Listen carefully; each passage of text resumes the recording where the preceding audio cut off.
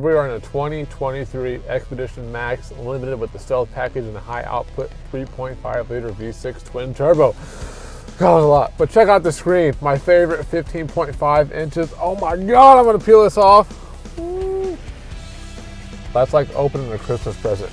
Too bad for my wife, she won't get this. On the screen, it controls your heat, your air, your heated seats, your AC seats, your heated steering wheel, dual heat control. Now, it may be a lot to learn, but you can have this here for at Landmark Ford when you buy a new car, for us to walk you through all your settings on your new Ford, because it's what it's going to. There's not going to be buttons anymore for everything. You got one down here for your max defrost, electronic stability control, your hazard, and that shut the pesky auto engine off.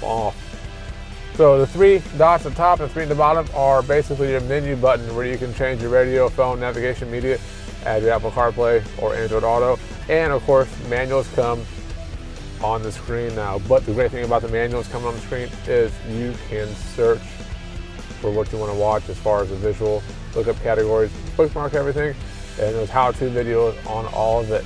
And all you gotta do is type in what you're looking for specifically, or if you don't have a specific item, you can tap, say, for driving operations. It's gonna walk you through the Active Park Assist 2.0. If you think that this car cannot park itself, you are dead wrong. Stop in, we'll drive over to Meyer, and I'll stick you in the smallest spot I can find. Up here on the left corner, you see the picture of the Expedition. Here, it gives you your camera options, towing, and valet mode, or controls. Next up, you have your settings to the right. That will walk you through your sound controls, radio options, phone list for what you have paired. Driver assistance, the most important. It walks you through all your safety options that you had on the gauge cluster on the previous Fords. So here it has your auto hold on or off option, adaptive cruise to turn that on or off, speed limit assist, who wants to use that? Lane keeping system, whether you want it to vibrate the steering wheel or also correct you to the center of the lane. Pre-collision assist, if you're a tailgater, I'll tell you what, it's going to help. Rear view camera delay, who would use that? The blind spot information system, typically I like to have that on.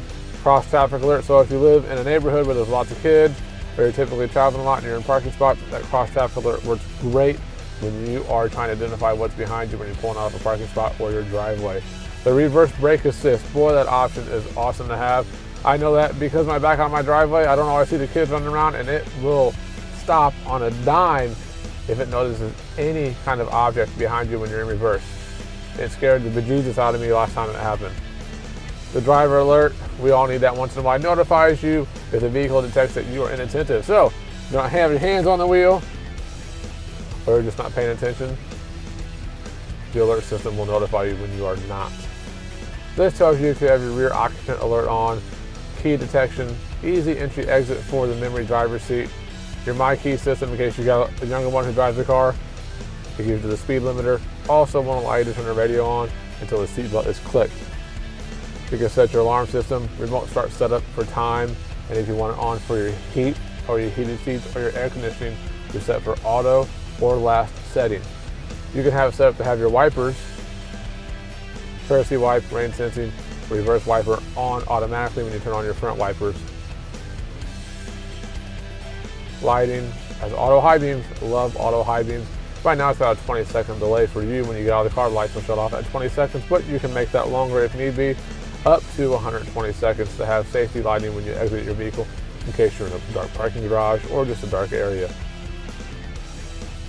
Power lift gate, awesome to have. Right now it's set to on, but you can shut it off if you'd like to. If you keep scrolling, it has options for your locks, mirrors, and my favorite in this vehicle, the door key code pad.